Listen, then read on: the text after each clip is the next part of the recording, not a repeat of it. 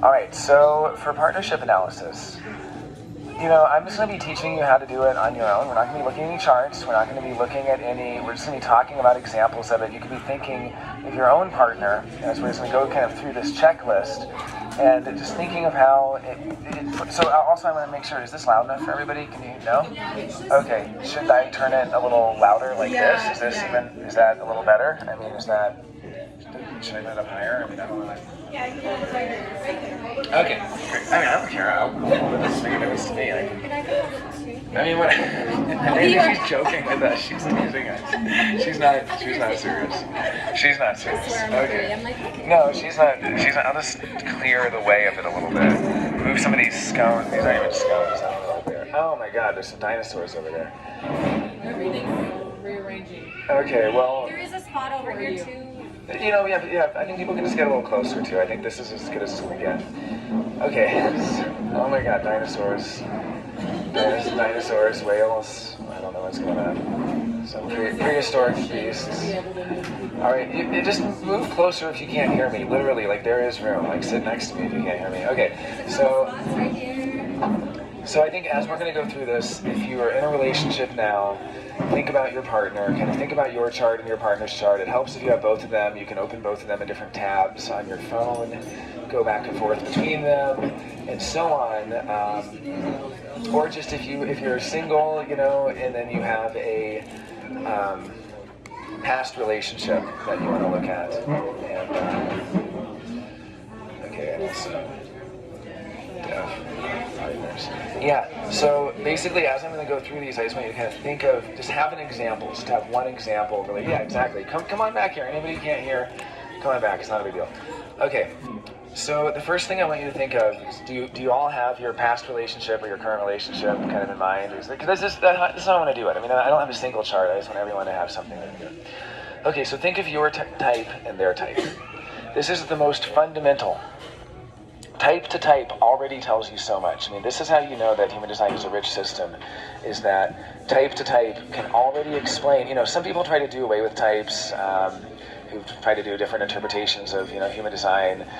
Zeno Dixon, who's up in Taos, and Chet Parkin has tried to do away, or actually, I think he's added another type. He thinks the manifesting generator is unique in its own way, and I'm sure it is. I mean, I'm sure, but regardless of how you look at it, just starting at the very surface level of type, where what you're doing is, as a generator, it's like, no matter how, sorry, oh my God, that's a lot louder now. Okay, no matter how much I can mentally know that other non-generator types, I even think of them as non-generators, it's so generator-centric, right? And no matter how much I know of that, I nevertheless, just years can go by and I will still want a yes or no sacral answer. And I've worked with a couple of a generator projector, been together 14 years, married, and his number one thing, no matter, he knows human design, his number one thing, he's the generator, is just, I want her to answer a yes or no question.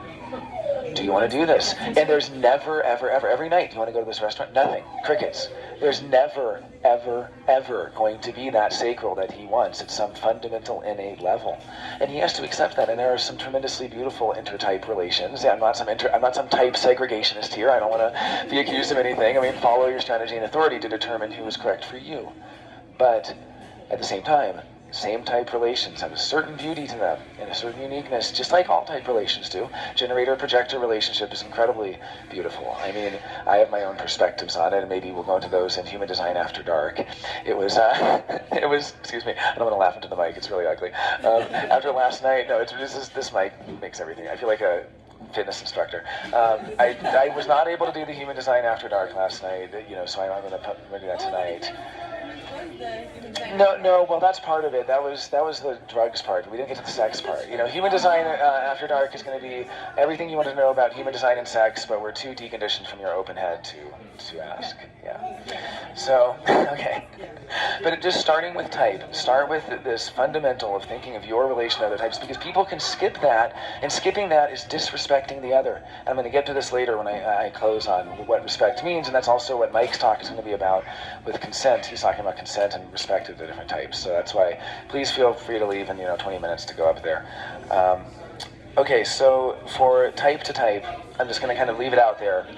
It's if there's one biggest thing, it might actually be this. It might actually be this, because you can be married to someone for 14 years and still be expecting something from them that's unnatural. People make so much about the relationship themes, and we're going to talk about all of these things, and the 9 and 0 and the 7 and 2. What are your types? How do those types work together? Start there. In the same vein as center to center. Pardon? What type is who? His wife, the generator. Oh. Generator projector. Oh, and emotional. Oh, okay. Yeah, sorry. I had to go back a minute. I was thinking about Ra. I was like, Ra's wife was a generator. I thought. But anyway, okay. So center to center. I mean, this is kind of the same kind of thing, particularly when the center changes authority and so on. And we'll be talking about that in a moment too. But just, Ra talks about white hats doing black work, where you have a defined ego who's working with someone who has an undefined ego, and they're saying, you can do it, you have the willpower, and they're charging them up and conditioning them to do it, and then that undefined ego starts to feel even worse about it. Well, it's the same kind of thing here, where you can have a partner with a defined ego who's so frustrated their undefined ego partner won't quit smoking cigarettes, and they keep saying, you can do it, you have the willpower, come on. If there's any evil in the world, it's this sort of innocent evil of the defined centers conditioning the undefined partner, particularly. So just thinking about center to center, what is that? Oh, yeah, there's plenty of room back here. I mean, I say plenty, but I mean, exactly. There's a table, there's a plant, yeah. So, okay, these are just, oh my God. It's happening again. How do we, yeah, turns. Good. Okay, this is a little scary. I'm a little frightened that I'm going to get kicked out of this place. Okay, center, turn down. Okay, I'm turning it down. So, profile bonding. I'm going to wait on profile bonding. I want to talk a little bit about the types and the centers. So, the other thing is, there is a really healthy way that people who have a defined center can, when they are healthy and they're operating, they can actually help others, and they can help others in relationship. When you're looking at what centers you have defined with this person, thinking about if you have an undefined ego, you're going to need someone else to help each of you know. If you still have undefined ego together in that relationship, you're not going to naturally know the value of it. These are the relationships where years later you go, oh, that one was the one that was so much better than I thought, and I didn't value it, I undervalued. Or, wow, I spent years and years and years overvaluing this thing. So, just realizing that depending what centers you have, there's going to be certain aspects that are there or not. And this is all relationships are limitation compared to who you are. Like, individual circuitry will actually connect to all 9 centers. Collective connects to 8. Tribal only connects to 6, right? So there are no tribal channels that can even connect all 9 of your centers. So it's like built into the concept of relationship is limitation, and every relationship is its own limitation. Something you'll notice if you have very few centers with someone, and I guess this is a good time, we can go into relationship theme. You've probably all heard the rhymes. If you have 9 centers defined with somebody, all 9, it's 9 and 0, nowhere to go. 8 and 1, have some fun. 7 and 2, work to do. 6 and 3, better to be free. 5 and 4, not a relationship anymore. And I don't even know what a 4 and 5 is called. So, I mean, if anyone has any. But there's also a 0 and 9, which is, there's a 0 and 9, Pontius and Inspire. 2 reflectors born the same day that have no electromagnetics, who are married, he's actually he's probably the most brilliant living human design programmer in the world. He built My Body Graph and some other sites and did all so he's a reflector, 0 and 9 with his wife, yeah. Or the reflection the same day. Yeah, isn't that great? I love that. So, in any case, probably the only... They met at a human design conference. Probably the only 0 and 9 in the world. Like, are there any other reflectors where, like, with somebody who doesn't have a single electromagnetic, almost because there's chances of having electromagnetics, you can have up to 26 activations. There's a 1 in 3 chance that someone will have a given gate, which, by the way, was an interesting number to me. Like it's more common than you would think to find gates, you know what I mean? Like, we have all 64 gates here, no joke. I mean, even just a small subset has all 64 gates. Okay, so just with these themes, though, you start to see certain dynamics at play. This is part of the limitation. If you don't have a defined solar plexus and it doesn't become defined in your relationship, what ends up happening there is that anytime someone with a defined solar plexus comes along, they'll be able to pull one or both of you away, or different solar plexus people can pull you away. Simple as that. because you don't have that animation. You don't have that vivifying type of relationship on its own. You get to experience it through transit. You get to experience it from having kind of filled up your camel hump with it, from being around other people's auras. But it's just an interesting thing to see that you don't bring that to each other. And that's okay. So just these themes, just looking at the theme and realizing that the less centers you have to find together, and it was interesting though, maybe it's because they're reflectors, because I asked them, I said, are you pulled away? The second somebody else comes in the room, is your quality time over? Because with 9 and 0, they'll keep their quality time even when it's inappropriate. 9 and 0s out there, please do not have whisper conversations when people are talking to you. This is a 9 and 0 thing, and it's the most annoying thing in the world. 9 and 0 couples are like those annoying couples who are like, did he just tell me? I think he's saying that. Yeah, and it's like, I'm like talking to you, like the 9 and 0, like they live in their own little world. These are like the entitled couples who like go up to order something and like the waiter can't get it, the server can't get it, and they're just, like this is. So anyway, so there are dynamics, there are dynamics, and you have to be very conscious as a 9 and 0 to say, hey, we're going to a party together, we're going to like enter separately because we're not going to be together for the night, or else I'm not going to get quality time with a single other human being. That's what it is. We have to be aware of quality time. If I want quality time with a 6 and 3, someone I'm a 6 and 3 with, we're one-on-one. Because the moment somebody else comes along, even if they have 7 and 2 or 8 and 1, they're pulling one of us away. They just are. It's an energetic thing. The more centers you have and so on, you're pulling other people away. And people feeling like third wheels are people that have less centers to find. Okay, so profile bonding. I want to talk a little bit about profile. So, profile is role, and it's the only thing I have to say here is that people can get really bent out of shape about role. And so really, there's nothing you have to do here other than just accept that this is the way it works. So let's just give you a quick example. Shyness, boldness, second lines. A lot of second lines, 1 in 3 profiles will carry it. So, okay, the second line will tend towards shyness or boldness with one parent, and then it'll be shyness with one and boldness with the other, usually, typically. And they'll have this sort of bonding where the other parent will always feel a little bit left out. It's like the kid is singing, and then the other one walks in and they stop. And it's like, well, why do you sing around daddy but not mommy, or whatever? These binaries tend towards each side. All of the binaries do this, and you can discover this when you go into how the profile bonds and part of its bonding strategy. It's also good to just understand your partner's profile, what their bonding strategy is. Think of their profile in terms of its bonding strategy. I don't have time to go into all of them, but just, as an example, someone who has that shyness, they have a really funny bonding strategy. They keep retreating to see if you'll chase them, and they keep going, and putting up the wall to see if you'll keep knocking. And then the thing is, you keep going deeper and deeper and knocking and knocking and knocking, and then it's like the door after door closes behind you, and you can't get out. They've caught you by the time it's so interesting to see a 2-4 who's like running away, literally having to be chased, but then by the time the person gets the 2-4, the person who got him can't leave because they're so invested from all of the. You see what I'm trying to say? Like, it's real strategy there. It's not just like I'm going to put up a wall because I like putting up a wall. It's like I'm going to put up a wall because I'm going to see who has the energy to keep knocking down these walls until they can't get out. So, but in any case, it's like that for all of them. The fifth line, one of the funnier ones, I'm a 5-1. The fifth line is the seducer or the seduced. I don't really get to choose what side of the binary I'm on. What's funny is the seduction of the 5-1 is always trying to kind of go after the inaccessible or the celebrity or the person that they say you couldn't get or whatever it is, and they're always kind of trying to seduce this sort of catch, but they're also able to be seduced, but they can't do both with the same person. So I've had relationships that have gone both ways. I've had relationships where I've been seduced into the relationship. In those relationships, when that person has left me, I have been powerless to seduce them, which is a funny thing.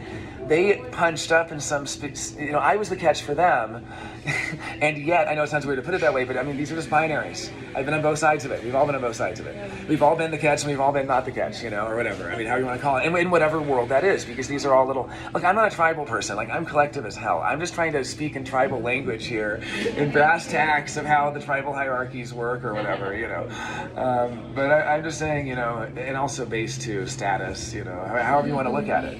However you want to look at it. There's so many different ways these stories play out. But just understanding the bonding strategy and realizing what side of the bonding strategy you're on, and that's okay.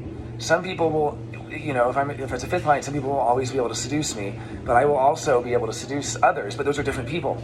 And if someone who has seduced me then breaks up with me, I'm not able to go chase after them and get them back. in the same way that I would be able to if, so. Okay, yeah. The next area that we look at in partnership analysis, and this one is just kind of, I think people don't really spend as much time on the nodes as Ra would have liked. Ra loved the nodes. Ra absolutely loved the nodes, and I feel like the nodes are one of the most rich and underexplored areas of human design, where you find so many fractal line synchronizations and winks where your nodes are on their suns, earths, or all these things. You find that a lot with the nodes. I mean, there's 25 different nodal base configurations, and even just looking at those possible 25 combinations of nodal base, I have the same one as Ra. Each one is an orientation towards a certain type of person or a certain type of thing. So I was oriented towards the same type of thing as Ra. It's kind of interesting to think about on both. So and just all of these orientations. But when you look at a relationship, this is one of the big complaints that people have. I have third line nodes, and they can drive people crazy in relationships with me, because my third line nodes have constantly bonds made and broken in an environment of bonds made and broken. It's my sun, earth, isn't it? Your nodes. 11, 12, third line. Yeah, there we go. Third line There we go. nodes. See, yeah, here we are. There's a See, I mean, fractal right there's here. fractals exactly right here. We have these fractal repetitions. Her sun, earth nodes. Her 11, 3, 12, 3 are my 11, 3, 12 nodes. Yeah, and then I also have the 45, 3, which I was talking about earlier with Fran, and that's one that she has. I think that's her personality. Yeah, I forget exactly. Anyway, okay, so just looking at the nodes and realizing, if you have first line nodes, second line nodes is a great example. If you have second line nodes, it's very, very specific who is actually in this world for you, and it's so different than if you have, say, third line nodes.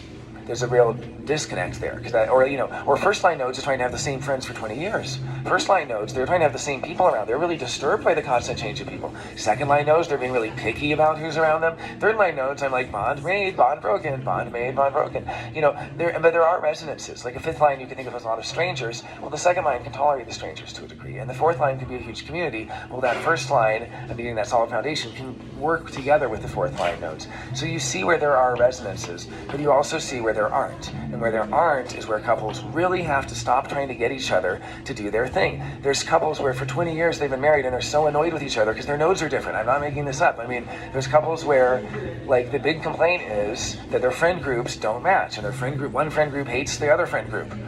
This is nodal. Okay, these next four I'm just going to kind of group together, except for one, I guess. So what are the four kinds of connection, that you can have to somebody? You can have a dominance, a compromise, which is the one we're really going to talk about a lot, the companionship, or the electromagnetic, which is everyone's favorite, but is really nothing that special. No, it is. The electromagnetic is great. That's what people, the electromagnetic is actually where you really learn. It's where you really, I'm kind of, it's just not what people, everyone's like, ooh la la, electromagnetic, and I'm saying, compromise. And the thing is, compromises feel like electromagnetics at first. They're permanent illusions of being an electromagnetic. Like, people don't understand. I just want to, so first of all, just to give a little context, I don't want to go too fast here. These are the four ways that if you just superimpose your body graph on somebody else's body graph, you'll complete certain channels for them. That's an electromagnetic. They have the other half of that channel. And if you're a split definition and that's your split, that's where you get all the, you complete me. Or, Zach Galifianakis in Bored to Death, when his girlfriend breaks up with him and he goes, I feel like I'm a chest of drawers and the second drawer has been removed. This is the split definition when their bridging gate goes away. Yeah, I know, it's really. But in any case, so let's start with dominance. Dominance is when the other person has the whole channel, you have nothing there. So, dominance is easy. It sounds like, wow, it'd be hard. No, what's hard is to treat compromise like dominance, which is what I advise everyone to do. That's what's hard, and you'll see why in a minute. Dominance is easy, because dominance, you just let the other person do it. Like, I'm a 2946, so when I go on a little adventure like our psychogeography walk last night, you don't really have to do anything. You had to treat it like a dominance, though, because you have 29 activated, right? Or no? 29, no. Oh, you don't have 29, no. I have 9. Oh, you have 9. Okay, so that would be the one you'd have to. I have 46 though, so I'd have to. So you would have to, yeah. But if you have neither 29 nor 46, and you kind of, is this thing even working? There we go. Okay, if you have, I can't hear it from this direction, so I'm not sure what's happening. But if you go on a psychogeography walk with me, I'm going to basically just take you wherever my kind of abstract experiential thing goes, and we're just going to kind of go on an adventure.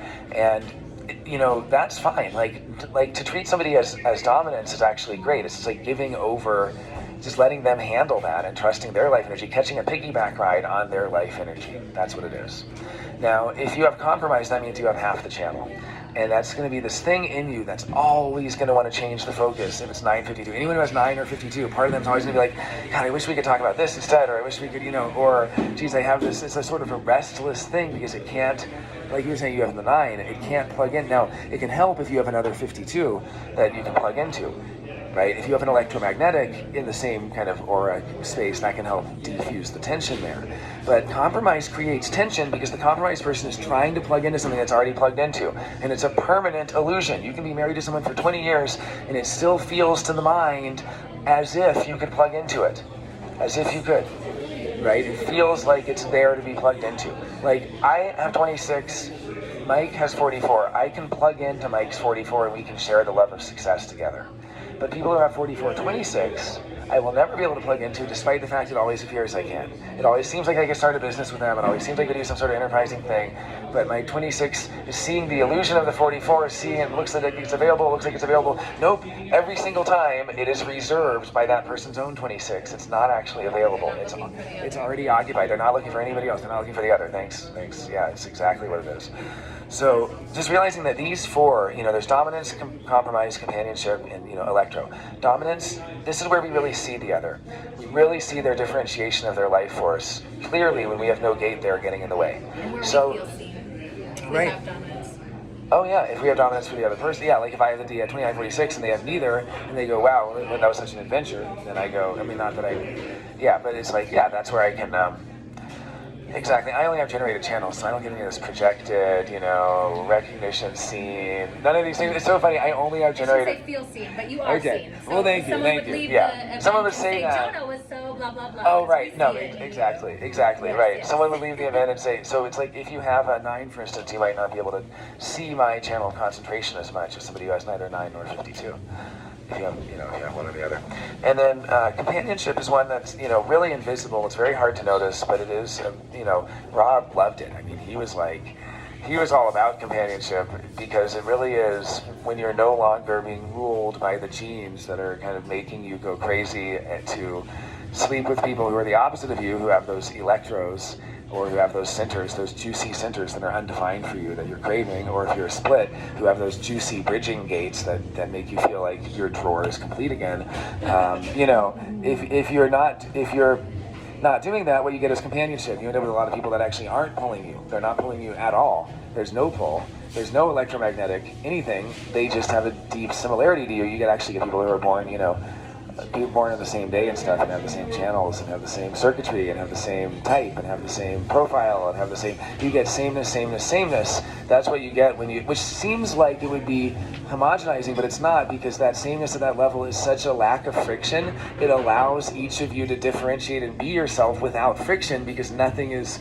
It's like someone, we could all be married to people born minutes apart from us, and there would still be enough variation just because of base. And we would still have endless fascination with the other, so we don't have to worry about that.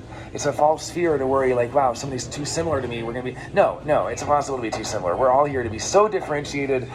Every single placement has a base. I mean, think about that level of differentiation.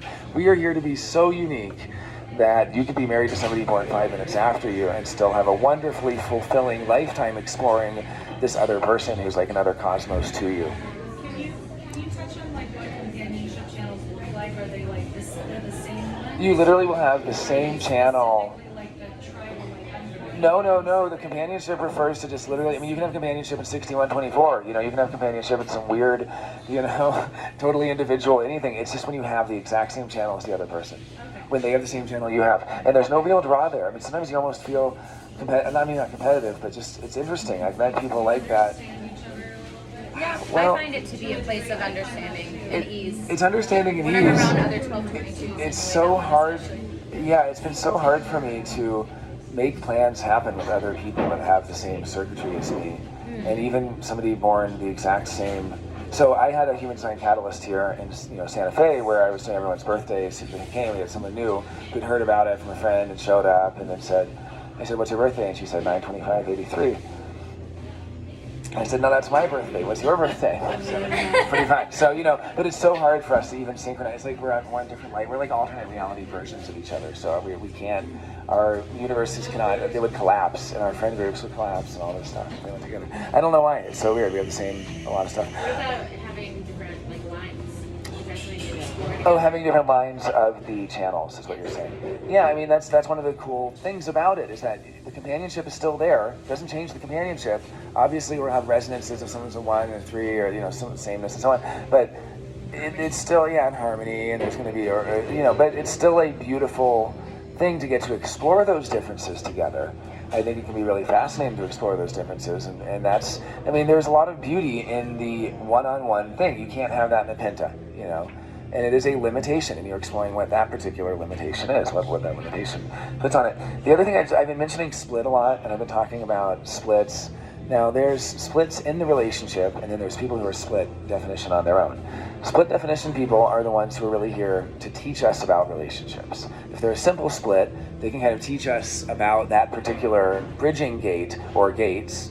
And if they're a wide split, they can really learn to communicate clearly what we need to do. Because wide splits, if you've ever been in a relationship with a wide split, or if you know any, nothing's ever their fault. And the funny thing about human design is not like all the wide splits wake up and go suddenly, oh, actually there are things that are my fault. No, the fact of the matter is splits actually know what they're doing. Wide splits actually are doing the right things in relationships. Other people really are messing it up. The wide split learns how to communicate what other people can do to make the relationship work. So a wide split who's really awake can tell the other, you can do this to make our relationship work. And they can be heard in that, because the wide split is not, living out the not self of the wide split, which is basically just kind of throwing their hands up and saying people suck. Okay, so, and then the other thing I was going to say is that in the actual relationship itself, it can result in being split. And that's what Rod nicknamed fighting in public. The reason for that is just because they go to a cabin for the weekend, it's the two of them. There's no way, unless the transits happen to bridge that split, that the relationship is going to process and digest the things that have happened. James Hillman has a really beautiful distinction between event and experience. And he said, we have a lot of psychic indigestion in this world. People who haven't really, there's so much more, new, now, go on to the next thing, that they have psychic indigestion from having too many events they have not yet experienced. Because to fully experience something means to reflect it, to digest it, to process it. That's the abstract experiential process, and so on. Retreat. Exactly. So, okay, and then we're almost done, and I'm going to go try to catch the second half of Mike's. But as far as the split definition of the relationship itself, it doesn't have to be fighting in public. In our hypothetical, they go to the cabin, they come back, and then they go to a cafe, and they get in a big fight at the cafe. That's because nothing bridged it, so everything's waiting to be digested until something bridged it. You can think of it all as building up, and it's building up and waiting to be processed. All the mail has piled up. The mail service is on strike permanently for a split definition relationship, And that's okay, though. I mean, the thing is, what's funny, though? Here's a little bit of interesting, cute, original research to me, and this does feel intuitively right. People get so hooked in split definition relationships, and I'm single deaf. You even find two single deafs, the irony of two single deaf people who are stuck on each other in a split deaf relationship. And it was Yea Pulelua, the Greek 446. She's one of my early human design friends. The first person I met in real life who was into human design in Seattle. And we just were the only two people in Seattle who knew. She stayed at my house. She's indirect. I mean, I love her to death. She wanted to come, but she's Valley's, and but she's so fantastic. Anyway, she came up with this. She said, I'm single deaf. She's single deaf. And she goes, what's funny is whenever I've been in a relationship where we together have been split, even if they're single, we end up acting like we're split deaf. We end up acting like, the split deaf can act as not self, like, I need it, it's missing, something's missing in my life, give me this thing that's missing from my life. And we start doing that and focusing on what's missing. And the funny thing is, it's never there. Because the thing that you think is missing, it's like you become a in aura when you have a split with somebody else in your relationship. This is your unique limitation with them, is that you are going to have a very focused, overwhelming desire for that bridging gate. You're going to think that it's going to solve all your problems. If it's 22, you're going to think if only you become really good listeners to each other, it's going to solve all your problems. If it's 6, you're going to think if only you have sex and have deep intimacy, it's going to solve all your problems. If you're 36, you think if only you go on adventures and have lots of wild, crazy sex again. There's a lot of sex in the solar plexus. Then it's going to solve all your problems. If you're 15, yeah. Okay, well, people tend to think there are 14 sexuality gates. We'll be talking about them in Human Design After Dark. Find me after dark tonight for that time. But, Okay, I gotta be careful making jokes or on it's not after dark. This is human design by day. This is the by day. I gotta be a little bit. So just in any case, I've been in split relationships. Just honor and respect that limitation. If you have a split, it's that you don't have to be heartbroken. Just realize that there will be room for other people to help you through that, and that you kind of, in some sense, can have a third person at different times, whoever that is, who has that bridging gate for your relationship, even if you're both single deaf on your own. It's so silly. At the same time. Story actually. Oh, please, yeah. Oh, okay. So I'm living with my sister, who's a mental projector, and her husband, who's a generator, and he only has the 2750. And they are a wide split in their relationship. They have an undefined throat. They each have a hanging gate from their throat. My sister's is the 45, his is the 35. And I come in, I've got the 1222, this emotional juiciness, but I also have the abstract 1156, so I bridge them. I've been living with them since August, and it's amazing. I'll come back from this retreat. As soon as I walk into their space, I'm sure that they will suddenly be able to speak their mind and everything that's been going on for them since I haven't been there. Yeah. But also, my sister with her gate 45 is the gate that says I have. It's about, all of a sudden I activate that for her to say, this is what we have, this is what we don't have, this is what we have, this is what we don't have. And his saying, restlessness for change, progress. Since I've lived there in August, they have accumulated all these projects and remodels, and we've moved, and she took this course for money making and all this stuff. It was like I activated all of that for them, and all this manifestation power bridging that up for them. Oh, I love that. It almost is like the 5432 is queued up, because that end goes to the 44. Oh wait, you have 5432 also? I have 5432. He has a 27. Oh my word! And then it ends in the 45, because I always call the 5432 the makeover channel, the kind of like a material makeover giving. Well, I mean, it's the beginning of the one that goes to the 4426 and then ends up in the 45. So it's exactly what you're saying. Yeah, exactly. Yeah. I'd love to share an experience. So I just dated a guy for a month, and I'm a single split, he's a triple split, and together we were a triple split. But I got really present to how important in that type of a relationship it is to go and talk to somebody else. Integrate outside of the relationship. That brought freedom. Absolutely, to yeah. see that it's okay to go outside the relationship and get counsel. That's such a great point. Yeah, and I can just kind of summarize that. Yeah, when you have splits in relationships, or just in general, no matter what, you can go to outside counsel. You can also find what Rob would call being private and public. Find places where you can be in aura with other people, and it helps. It just even helps you. You kind of borrow that, and you start to get this little ability to communicate in ways. It's just being aware. That awareness does so much. Well, I have two little things left, and then I'm going to run over to Mike's because I really want to catch it. So the relationship authority is a really interesting one. 90% of relationships have emotional authority. What that means is that your authority doesn't change, but if you're not emotional authority, which is about half the people out there, then what's going to happen is you're going to need some time out of aura. Just go to your environment. I find if I go to a mountain, it only takes me 10, 20 minutes. If I don't have a mountain, it might take me 2 hours. But get in your groove. Take a shower or whatever. I'm day 46, go to the spa, go work out, whatever. Once you kind of replenish and get back in touch with I even wonder about two people who have emotional authority and the need, I guess they don't condition each other in the same way, but regardless of this, just realize, particularly for the undefined solar plexus people out there, that, the solar plexus, if you're feeling nervousness, don't make a decision. Just freeze. You're saying even you in a can relationship, when you're in a relationship, when the relationship is emotional, Well, check yeah. in with that. You're not making decisions out of that emotionally charged decisions. Yeah, and stay even if anchored in your authority. And even if you're both emotionally undefined, and even if you don't define each other's solar plexus, which can happen, still, you can have transits, there can be somebody who's been in your aura recently. What it really is about is when Ra talks about the authority of the relationship being predominantly emotional, he's just saying we live in an emotional world where regardless of your own inner authority, there are these kind of emotional fields and moods that are constantly being activated. And so just, for me, it's been about nervousness. The word nervousness usually tells me there's something going on where I can't make a decision. I can still hang out, I can still be present, I can still talk, I can have a conversation. We can talk about anything. We can just, but if you're but are you going to buy the car? I'm like, wait.